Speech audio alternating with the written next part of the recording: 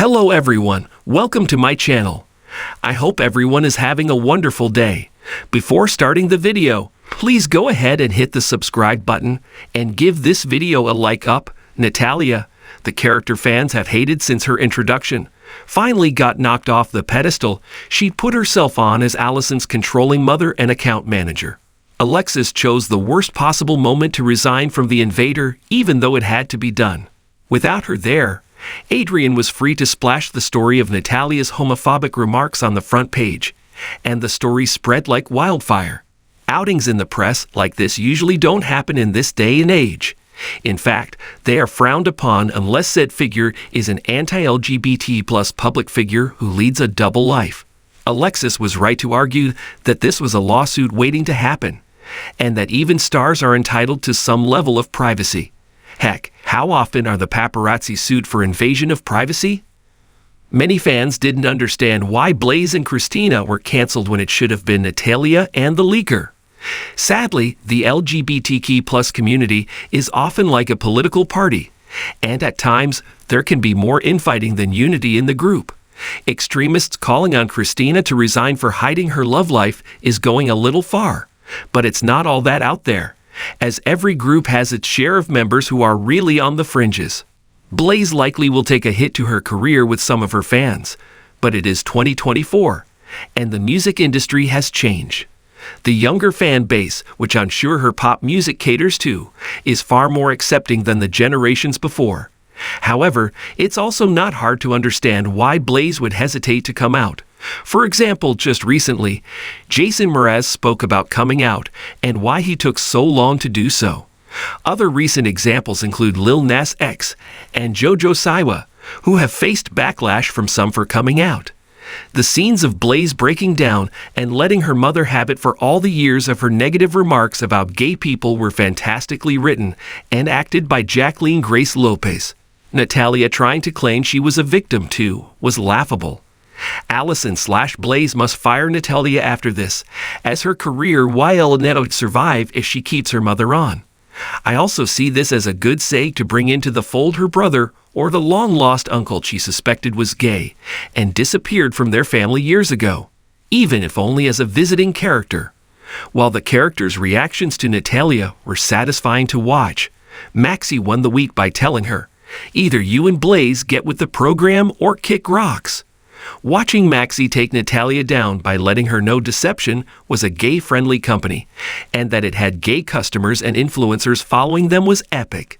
It was also great to see them not drop Blaze, and how Maxie was able to try and turn the narrative around with the Crimson ad piece, "No one cancels love." Many fans were upset that Sonny seemed more focused on making Ava pay than giving Natalia the boot. Yes, she already told him she was still struggling with accepting Allison as a lesbian. However, having difficulties accepting someone and then saying such ugly words about them are two different things. I think part of this concerns Sonny's meds being off and his current obsession with and hatred of Ava. As to why he thinks Ava did this to hurt Christina and get to him, that left me confused. More to come on this. Not only did Maxie shine this week, but Christina did as well. She refused to let Allison/Blaze throw a pity party for herself, refused to let her walk away from their relationship, and refused to believe this would defeat them. Christina has grown up a lot in the past year, but this was a big moment for her. As incredible as it was to see Natalia finally get what she deserves, so much of the outing didn't work for me or make sense. What exactly was Ava trying to accomplish? Was she trying to rile up Sonny? Make him look bad for associating with Natalia in order to help with her custody case? How, in the end, did this serve Ava? Also, she is anything but stupid or rash, and they are writing her as both. How did she now expect Natalia to eventually remember it was her to whom she spoke those words? Why did she send the recording in anonymously so Adrian couldn't rat her out, which he did in record time? It makes zero sense. As I said, Ava is not stupid, but writing her this way is. She's cool and calculating.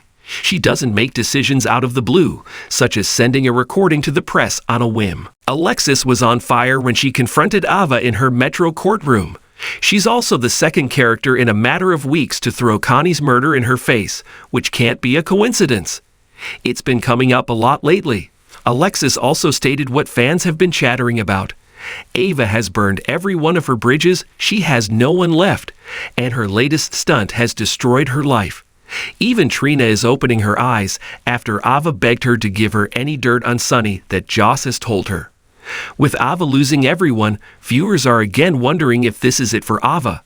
Are they setting up a Who Killed Ava storyline? I hope it will only be a Who Tried to Kill Ava story.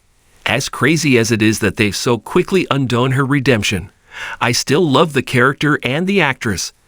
I hope the writers make the character's actions make sense. Of course, then along came Scott, whom Lucy ordered to dump Ava as a client.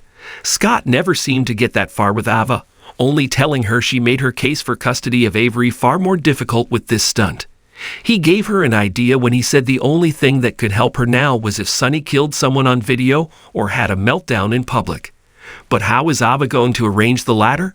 My guess is she'll wait until he's beginning a manic phase and taunt him. Perhaps she will whisper in his ear that she's glad Morgan is dead, or maybe she'll somehow be behind Morgan's upcoming return as a way to break Sunny. Friday brought an epic showdown between Christina and Natalia. Natalia cried crocodile tears that she wasn't brought up the same way as Christina, that she was taught gay people were confused. It was a sickness. They chose to be that way. And they were wrong. Some still believe that malarkey, but Christina wasn't having it and told Natalia she couldn't keep blaming her bigotry on how she was raised. Christina gave Maxie a run for her money in this episode. In light of what I wrote above, I was glad to see Maxie and Brooklyn bring up the nasty business of the press outing people. While I noted that the music industry and fan bases have changed in the past decade, I was shocked that the label dropped Blaze. We deserve some clarity on this, and I can only guess it has nothing to do with Blaze's sexuality and everything to do with distancing themselves from the drama that Natalia's remarks are making. Blaze, sadly, looks to be a victim of being guilty by association here. The Metro Court pool scenes on Friday were a lot of fluff, but they only seem to confirm that Drew will hire Nina as his campaign manager. Maybe his campaign will be rocked by a sex scandal involving him, Nina, and the office floor. Finally, the scenes between Dante and Sunny were pretty powerful. Once again, I have to ask, why is no one questioning Sunny's mental state and his medications? Sunny was becoming increasingly unglued every second that passed. Even Dad said it to him, "Get yourself together." When Sunny noted he had a code, that he never hurt a child, I thought to myself, well, thank God that Ava didn't hear him say that, as that would have given her even more ideas. Then again, it felt like a hint of what may be to come and how Sunny goes down.